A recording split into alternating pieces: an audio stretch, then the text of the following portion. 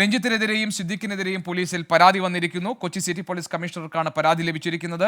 വൈറ്റില സ്വദേശി ടി അജികുമാറാണ് പരാതിക്കാരൻ. 2 പരാതികളാണ് Kochi city police commissioner കൈമാറിയിരിക്കുന്നത്. അതിൽ സിദ്ദിഖിന്റെ പരാതിയിൽ പോക്സോ വകുപ്പുകൾ ചുമത്തണം എന്ന ആവശ്യം ഉണ്ടായിട്ടുണ്ട്. ശ്യാംകുമാർ ഞങ്ങളുടെ പ്രതിനിധിയുണ്ട് ഈ വാർത്തയുടെ വിവരങ്ങളുമായി. ശ്യാം, പറയൂ.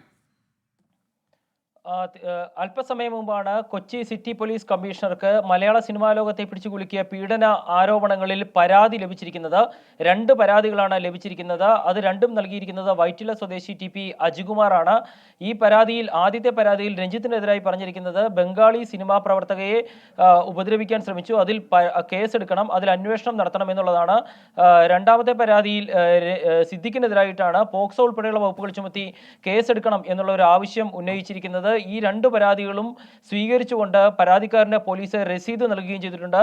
സംസ്ഥാനത്ത് ആദ്യമായാണ് ഈ കേസിൽ ആരോപണങ്ങളും ഇരകൾ തന്നെ പ്രതികരണങ്ങളും നടത്തിയിട്ടുണ്ടെങ്കിലും പോലീസിന് മുന്നിലേക്ക് നിയമവഴിയിലേക്ക് ഒരു പരാതി എത്തുന്നത്. ഈ പരാതി നടന്ന 2 സ്ഥലങ്ങളും കൊച്ചി അല്ലാത്തതിനാൽ സ്വാഭാവികമായും പരാതി നടന്ന സ്ഥലത്തേക്ക് ഈ പരാതി രജിസ്റ്റർ ചെയ്ത് കൈമാറാനാണ് പോലീസിന്റെ നീക്കം. ഒരുപക്ഷെ ഇവിടെ FIR രജിസ്റ്റർ ചെയ്ത ശേഷം ആ FIR ബന്ധപ്പെട്ട സ്റ്റേഷനുകളിലേക്ക് കൈമാറാനും പോലീസ് ആലോചിക്കുന്നുണ്ട്. ഏതായാലും ഈ വിഷയത്തിൽ നിയമോപദേശം തേടാനാണ് പോലീസിന്റെ പ്രാഥമിക നീക്കം. ഏറ്റവും പ്രധാനപ്പെട്ട കാര്യം കേരളത്തിലെ സിനിമാ ലോകത്തെ ഉൾപ്പെടെ പിടിച്ചുകുലുക്കിയ ഏറ്റവും പ്രധാനപ്പെട്ട ആരോപണങ്ങളിൽ ഒരു പരാതി വന്നിരിക്കുന്നു. ആ പരാതിയിൽ പോലീസ് പരാതി സ്വീകരിച്ച രസീത് നൽകിയിരിക്കുന്നു എന്നുള്ളതാണ്. ആ 2 പരാതികളും കൊച്ചിയിലാണ് വന്നിരിക്കുന്നത്. സിദ്ദിഖിനെതിരെയും രഞ്ജിത്തിനെതിരെയും പോലീസ് കേസെടുക്കണം, നിയമ നടപടികൾ സ്വീകരിക്കണം എന്ന് കാട്ടിയാണ് ആദ്യ പരാതി കൊച്ചിയിൽ എത്തിയിരിക്കുന്നത്. അതും സിറ്റി പോലീസ് കമ്മീഷണർക്ക് നേരിട്ട് ആ പരാതികൾ കൈമാറിയിരിക്കുന്നു. ഞാനിതാ ശ്യാംകുമാറാണ് വിവരങ്ങൾ നൽകി. ഞാൻ വരാം. വിജയകുമാർ നമ്മളോടൊപ്പം. വിജയകുമാർ, പോലീസിൽ ഇപ്പോൾ പരാതിയുണ്ട് സിദ്ദിഖിനെതിരെയും അതോടൊപ്പം തന്നെ രഞ്ജിത്തിനെതിരെയും. അതിൽ സിദ്ദിഖിനെതിരെ പോക്സോ കേസ് എടുക്കണമെന്നാണ് ആവശ്യം. എന്താകും, എങ്ങനെയാണ് ഈ പരാതി പരിഗണിക്കപ്പെടുക? നിലവിലെ നിയമ സംവിധാനത്തിൽ ഇത്തരം പരാതികൾ, അതായത് പോക്സോ കേസ് എടുക്കണമെന്നൊക്കെ സിദ്ദിഖിനെതിരെ ഉയർന്ന പരാതികൾ, അത് ഏത് നിലയ്ക്കാണ് പരിഗണിക്കപ്പെടുക? ഗോപി, ഈ ഭാരതീയ നാഗരിക് സുരക്ഷാ സംഹിത 176 വകുപ്പ് അനുസരിച്ച് എങ്ങനെയാണ് അന്വേഷണം എന്നത് സംബന്ധിച്ച് കൃത്യമായി പറയുന്നുണ്ട്. പഴയ നമ്മുടെ CRPCയുടെ പരിഷ്കരിച്ച രൂപം ഭാരതീയ നാഗരിക് സുരക്ഷാ സംഹിത, അതിലെ 176 ഈ പ്രൊസീജിയർ ഫോർ ഇൻവെസ്റ്റിഗേഷൻ എന്ന് പറയുന്നത്. അത് ഇങ്ങനെയാണ് പറയുന്നത്: if from information received or otherwise an officer in charge of a police station has reason to suspect the commission of an offence which is empowered under section 175 to investigate എന്നാണ് പറയുന്നത്. അതായത് അത് വളരെ കൃത്യമാണ്. അപ്പോൾ ഒരു പോലീസ് ഉദ്യോഗസ്ഥൻ, ഒരു SHO ചാർജുള്ള അയാൾ അറിഞ്ഞതോ അല്ലെങ്കിൽ അയാൾക്ക് സംശയിക്കുന്നതോ അയാളുടെ മുന്നിലെത്തിയതോ ആയ ഒരു പരാതിയിൽ ഒരു ക്രൈം നടന്നു എന്നതിൻ്റെ അറിവ് അയാൾക്കത് പരിശോധിക്കേണ്ടതാണ്, അത് അന്വേഷിക്കേണ്ടതാണ് എന്നാണ് ആ വകുപ്പ് പറയുന്നത്. അത് ഭാരതീയ നാഗരിക് സുരക്ഷാ സംഹിത 176 വകുപ്പാണ് അത് വ്യക്തമാക്കുന്നത്. എങ്ങനെ അന്വേഷണം നടത്തണമെന്നാണ് ആ വകുപ്പ്. വളരെ വിശദമായ വകുപ്പാണ്. അതിൻ്റെ ഏറ്റവും പ്രധാനപ്പെട്ട ഭാഗം ഇങ്ങനെയാണ് പറയുന്നത്. അപ്പോൾ ഇവിടെ ഈ പോലീസ് സ്റ്റേഷനിലേക്ക് ഒരു ക്രൈം നടന്നു എന്നതാ നമ്മളുടെ സ്ക്രീനിൽ കാണിക്കുന്ന ഈ പരാതി. ആ പരാതി അനുസരിച്ച് ഒരു ക്രൈം നടന്നു എന്ന പോലീസിനെ അറിയിക്കുകയാണ്, അവിടുത്തെ SHOയെ അറിയിക്കുകയാണ്. ആ പരാതിയുടെ പകർപ്പാണ് നമ്മൾ ഇപ്പോൾ കാണുന്നത്. ആ പരാതിയുടെ പകർപ്പിൽ ഈ ദിവസങ്ങളിൽ ഉണ്ടായ ആരോപണങ്ങളുടെ വിശദാംശങ്ങൾ തന്നെയാണ് ഉള്ളത്. അപ്പോൾ ഇത്തരം ഒരു ആരോപണം ഉണ്ട് എന്നും ഇത്തരം ഒരു ക്രൈം നടന്നു എന്നും ഈ പോലീസ് സ്റ്റേഷനെ അറിയിക്കുകയാണ് ഒരു മൂന്നാമതൊരാൾ. അതുകൊണ്ട് അത് സ്വീകരിക്കുകയും അതിന് റെസിപ്റ്റ് കൊടുക്കുകയും ചെയ്തിട്ടുണ്ട് പോലീസിന്. അപ്പോൾ ഇതിൽ ഇനി പ്രാഥമിക അന്വേഷണം പോലീസിന് നടത്തേണ്ടി വരും. ഇപ്പോൾ FIR രജിസ്റ്റർ ചെയ്യണമോ എന്നതൊക്കെ പോലീസിൻ്റെ അടുത്ത ഘട്ട നടപടിയാണ്. പക്ഷേ ഇത് അന്വേഷിക്കാതിരിക്കാൻ കഴിയില്ല. ഈ പുതിയ നിയമപ്രകാരം ഇപ്പോൾ ഭാരതീയ നാഗരിക് സുരക്ഷാ സംഹിത നമ്മൾ പഴയ CRPCയുടെ പരിഷ്കരിച്ച രൂപമാണ്. അതിലെ 176 വകുപ്പ് അനുസരിച്ച് എങ്ങനെ അന്വേഷണം നടത്തണം എന്ന് പറയുന്ന അതിൻ്റെ പ്രൊസീജിയർ, അതിൻ്റെ റൂൾസ് എങ്ങനെയാണെന്ന് പറയുന്നുണ്ട്. അപ്പോൾ അതിൻ്റെ ചട്ടം ഇങ്ങനെയാണ് പറയുന്നത്. ആ ചട്ടപ്രകാരം ഒരു പരാതി ഇവിടെ ലഭിച്ചിട്ടുണ്ട്.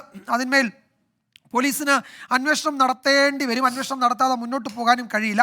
തന്നെയുമല്ല, ഈ പരാതിയിൽ തന്നെ ഇപ്പോൾ ഈ പറയുന്ന ഹേമ കമ്മിറ്റി റിപ്പോർട്ടിലെ അതിലൊരു പാരഗ്രാഫ് 53 ഈ sexual demand made to woman എന്ന് പറയുന്ന ആ ഭാഗമുണ്ട്. അതും നമ്മൾ നേരത്തെ പറഞ്ഞതുപോലെ ഈ ഭാരതീയ നാഗരിക് സുരക്ഷ BNS എന്ന് പറയുന്ന നമ്മളുടെ പുതിയ ഇന്ത്യൻ പീനൽ കോഡിൻ്റെ പരിഷ്കരിച്ച രൂപം, അത് ഭാരതീയ നാഗരിക് സംഹിത അനുസരിച്ച് അതിൽ 75 സെക്ഷൻ 75 സബ്സെക്ഷൻ ഉപവകുപ്പ് 2 പ്രകാരം അത് തന്നെ ഏതാണ്ട് 3 വർഷം വരെ തടവ് വിധിക്കാവുന്ന കുറ്റമായാണ് ചൂണ്ടിക്കാട്ടിയിരിക്കുന്നത്. അതുപോലെ തന്നെ ഖണ്ഡിക 53 ഈ സൈലൻസിങ് വുമൺ അണ്ടർ ത്രട്ട് എന്ന് പറയുന്നുണ്ട്. അതും BNS പ്രകാരം ഏതാണ്ട് അതും BNSലെ 351 അത് 2 വർഷം വരെ തടവ് ശിക്ഷ വിധിക്കാവുന്ന കുറ്റമാണ്. ഇപ്പോൾ ഏതെങ്കിലും ഒരു സ്ത്രീയെ ഭീഷണിപ്പെടുത്തി നിശബ്ദയാക്കുക, അപ്പോൾ ഈ രണ്ടും ഈ ഹേമ കമ്മിറ്റി റിപ്പോർട്ടിൽ തന്നെ പുറത്തു വന്ന ഭാഗത്ത് തന്നെ അതിൽ പരാമർശമുണ്ട്. അപ്പോൾ ഈ പരാതി കൂടാതെ ഇതിനോടകം തന്നെ സ്വമേധയാ കേസെടുക്കാവുന്ന 2 വകുപ്പുകൾ നമ്മളുടെ മുന്നിൽ കിടക്കുന്നുണ്ട്. അപ്പോൾ പോലീസിന് ഇത് അവഗണിക്കാൻ കഴിയില്ല. തന്നെയല്ല, ഒരു ക്രൈം ഒരിടത്ത് നടന്നു എന്നത് പോലീസിനെ അറിയിക്കുകയാണ്. മൊഴി വന്നിട്ടുണ്ട് പുറത്ത്. ഇനിയിപ്പോൾ ആ മൊഴി കൊടുത്ത ആളിനെ പോലീസ് സമീപിച്ച് ആ മൊഴിയിൽ ഉറച്ചു നിൽക്കുന്നുണ്ടോ, ഉണ്ടെങ്കിൽ അവരുടെ മൊഴി FIS എന്ന് നമ്മൾ പറയുന്ന ഈ പ്രാഥമികമായി രേഖപ്പെടുത്തേണ്ട മൊഴി രേഖപ്പെടുത്തി FIRലേക്ക് പോകേണ്ടുന്ന സാഹചര്യം ഉണ്ടെന്നുള്ളതാണ് പൊതുവെ നിയമവിദഗ്ധരൊക്കെ ചൂണ്ടിക്കാട്ടുന്നത്. അതിൽ ഏതാണ്ട് നിയമവിദഗ്ധർക്കൊക്കെ ഏകാഭിപ്രായവുമാണ്. നമുക്കറിയാം, നേരത്തെ ഇപ്പോൾ ഈ സാംസ്കാരിക മന്ത്രി കഴിഞ്ഞ ദിവസങ്ങളിലൊക്കെ പറയുന്നുണ്ടായിരുന്നു, ഈ സോളാർ കേസിൽ പരാതി ലഭിച്ചിട്ട് കേസെടുത്തിട്ട് എന്തായി, അതേ അവസ്ഥ ഇവിടെയും ഉണ്ടാകണമെന്നാണോ നിങ്ങൾ ആഗ്രഹിക്കുന്നത്? അന്ന് ഓർക്കണം, ഒന്നൊരു കത്തിൻ്റെ അടിസ്ഥാനത്തിലെടുത്ത കേസാണ്. ഇതുപോലെ ഒരു മൊഴി പുറത്തുപോലും വന്നിരുന്നില്ല. ഒരു കത്തിൻ്റെ അടിസ്ഥാനത്തിലെടുത്ത കേസാണ് അത് ഓർക്കണം. ഇവിടെ കത്തല്ല, ഇവിടെ ഒരു മൊഴി നമ്മളുടെ മുന്നിൽ നിൽക്കുകയാണ്. മാധ്യമങ്ങളോട് പറഞ്ഞ മൊഴി 1 അല്ല 2 മൊഴി ഇപ്പോൾ നമ്മളുടെ മുന്നിൽ നിൽക്കുകയാണ്. ഇനിയിപ്പോൾ അതിൽ ഉറച്ചു നിൽക്കുന്നുണ്ടെങ്കിൽ അവരുടെ മൊഴി രേഖപ്പെടുത്തി, അവരുടെ സ്റ്റേറ്റ്മെൻറ്റ് രേഖപ്പെടുത്തി FIRലേക്ക് പോകേണ്ടുന്ന സാഹചര്യമായി. അപ്പോൾ അതിലേക്ക് പോകുന്നതിൽ ഒരു പ്രധാനപ്പെട്ടതായിരിക്കും ഇപ്പോൾ വന്നിരിക്കുന്ന ഈ പരാതി. അതിൽ അന്വേഷിക്കാതിരിക്കാൻ, പ്രാഥമിക അന്വേഷണമെങ്കിലും നടത്താതെ പോലീസിന് മുന്നോട്ട് പോകാൻ കഴിയില്ല. ഇപ്പോൾ ഈ പോക്സോ കേസ് നിലനിൽക്കുമോ എന്നത് നമുക്കറിയില്ല. അത് അവർ ഇതിൽ അതിക്രമം നേരിട്ട ഇപ്പോൾ ആ അഭിനേത്രി ഏത് സമയത്താണ് ആ അതിക്രമം നേരിട്ടത് എന്നതിലടക്കം അതിൽ വ്യക്തത വരുത്തേണ്ടത് പോലീസാണ്.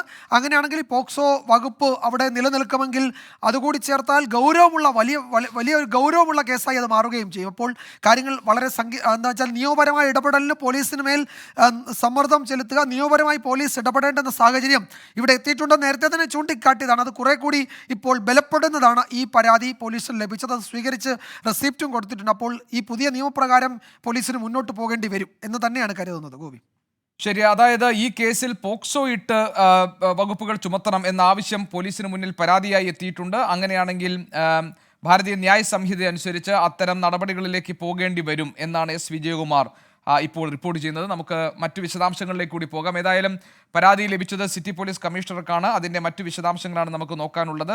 ശ്യാംകുമാറാണ് ആ വിവരം നമുക്ക് നൽകിയത്. പരാതിയുടെ പകർപ്പ് 24 ലഭിച്ചിട്ടുണ്ട്. രഞ്ജിത്തിനെതിരെയും സിദ്ദിഖിനെതിരെയുമാണ് പോലീസിൽ ഇപ്പോൾ പരാതി ലഭിച്ചിരിക്കുന്നത്. വൈറ്റില സ്വദേശി TP അജികുമാറാണ് പരാതിക്കാരൻ. 2 പരാതികളാണ് കൊച്ചി സിറ്റി പോലീസ് കമ്മീഷണർക്ക് കൈമാറിയിരിക്കുന്നത്. സിദ്ദിഖിന്റെ പരാതിയിൽ പോക്സോ വകുപ്പുകൾ ചുമത്തണമെന്ന ആവശ്യവും ഉണ്ട്. ഏതായാലും 2 രാജി മലയാള സിനിമയിൽ സംഭവിച്ചിരിക്കുന്നു. കേരള ചലച്ചിത്ര അക്കാദമി അധ്യക്ഷ പദവി പ്രമുഖ സംവിധായകൻ രഞ്ജിത്തിന് ഒഴിയേണ്ടി വന്നിരിക്കുന്നു. അദ്ദേഹത്തിനെതിരെ ബംഗാളി നടി ശ്രീലേഖ മിത്ര ഉന്നയിച്ച ആരോപണങ്ങളാണ് ഈ രാജിയിലേക്ക് നയിച്ചത്. തന്നോട് അപമര്യാദയായി പെരുമാറി എന്നതായിരുന്നു ബംഗാളി നടിയുടെ വെളിപ്പെടുത്തൽ. അതിനെ തുടർന്ന് സാമൂഹിക സമ്മർദ്ദം വർദ്ധിച്ചതിനെ തുടർന്ന് രഞ്ജിത്തിന് രാജിവെച്ച് ഒഴിയേണ്ടി വന്നു. തൊട്ടു പിന്നാലെ അമ്മയുടെ ജനറൽ സെക്രട്ടറി സിദ്ദിഖിന്റെ രാജി ഇന്ന് ആദ്യം വന്നു. സിദ്ദിഖിന്റെ രാജി വരാനിടയാക്കിയത് യുവനടി ഉന്നയിച്ച പീഡന ആരോപണമാണ്. കഴിഞ്ഞ ദിവസം 24-ലൂടെ ഈ ആരോപണം നടി ആവർത്തിക്കുകയും ചെയ്തു. അതിനെ തുടർന്നാണ് സിദ്ദിഖിന്റെ രാജി വേണ്ടി വന്നത്. ഏതായാലും അമ്മ എന്ന സംഘടനയിൽ ഇനി പുതിയ തീരുമാനങ്ങൾ എന്തുണ്ടാകും എന്നത് ആകാംക്ഷ ഉണർത്തുന്ന കാര്യമാണ്. നിലവിലെ സാഹചര്യത്തിൽ അമ്മ ഈ വിഷയങ്ങളിൽ സ്വീകരിക്കാൻ പോകുന്ന നിലപാട് എത്രത്തോളം ശക്തമായതാണ് എന്ന ചോദ്യം അവശേഷിക്കുന്നുണ്ട്. പ്രത്യേകിച്ച് അമ്മയുടെ തലപ്പത്ത് തന്നെ ലൈംഗിക ആരോപണങ്ങളെ തുടർന്ന് ജനറൽ സെക്രട്ടറിക്ക് തന്നെ രാജിവെക്കേണ്ടി വന്നിരിക്കുന്ന സാഹചര്യത്തിൽ അമ്മയിലെ വനിതാ അംഗങ്ങൾ ഈ വിഷയത്തെ എങ്ങനെയാണ് റെപ്രസെന്റ് ചെയ്യാൻ പോകുന്നത് എന്നത് പ്രധാനപ്പെട്ട ചോദ്യമാണ്. അമ്മയുടെ നിർണായകമായ ഒരു എക്സിക്യൂട്ടീവ് ചൊവ്വാഴ്ച ചേരാനിരിക്കുന്നു. അതിനുശേഷം പ്രസിഡന്റ് മോഹൻലാൽ ഈ വിഷയത്തിൽ പരസ്യമായി പ്രതികരണം നടത്തും എന്നാണ് പ്രതീക്ഷിക്കുന്നത്. സർക്കാരിനെ സംബന്ധിച്ചും ചില വെല്ലുവിളികൾ ഉയരുന്നുണ്ട്. പ്രത്യേകിച്ച് ഹേമ കമ്മിറ്റി റിപ്പോർട്ടിൽ ഉയർന്നു വന്ന ലൈംഗിക അതിക്രമ കേസുകളിൽ കേസെടുക്കണമെങ്കിൽ അതിൽ പരാതിക്കാരുണ്ടാകണം എന്ന നിലപാടായിരുന്നു സർക്കാരിനുണ്ടായിരുന്നത്. ഏതായാലും ലൈംഗിക ആരോപണത്തെ തുടർന്ന് 2 പേർക്ക് സ്ഥാനം നഷ്ടമായിരിക്കുന്ന സാഹചര്യത്തിൽ, പ്രത്യേകിച്ച് സർക്കാരിൻ്റെ കേരള ചലച്ചിത്ര അക്കാദമിയുടെ അധ്യക്ഷ പദവി രഞ്ജിത്തിന് ഒഴിയേണ്ടി വന്നിരിക്കുന്ന സാഹചര്യത്തിൽ ഹേമ കമ്മിറ്റി റിപ്പോർട്ടിൽ പഴയ നിലപാടിൽ തന്നെ സർക്കാരിന് ഉറച്ചു നിൽക്കാൻ കഴിയുമോ എന്നതാണ് പ്രസക്തമായ ചോദ്യം.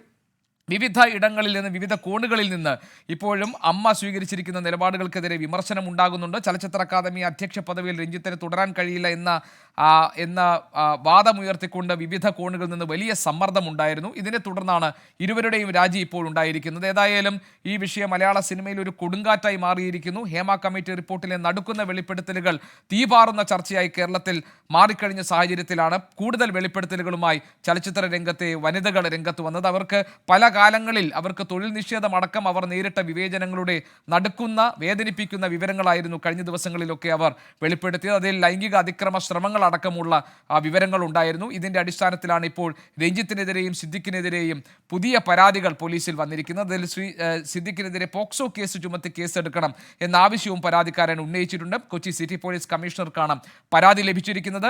വൈറ്റില സ്വദേശി TP അജികുമാറാണ് ഇതിൽ പരാതി നൽകിയിരിക്കുന്നത്. ഈ 2 പരാതികളും സിറ്റി പോലീസ് കമ്മീഷണർക്ക് കൈമാറിയിട്ടുണ്ട്. അതിൽ സിദ്ദിഖിനെതിരായിട്ടുള്ള പരാതിയിൽ പോക്സോ വകുപ്പുകൾ ചുമത്തണം എന്ന ആവശ്യവും മുന്നോട്ട് വെച്ചിട്ടുണ്ട്. ഭാരതീയ ന്യായ സംഹിത അനുസരിച്ച് പോക്സോ വകുപ്പുകൾ ചുമത്തേണ്ടി വരും എന്നാണ് S. വിജയകുമാർ നേരത്തെ ന്യൂസ് ഡെസ്കിൽ നിന്ന് റിപ്പോർട്ട് ചെയ്തത്.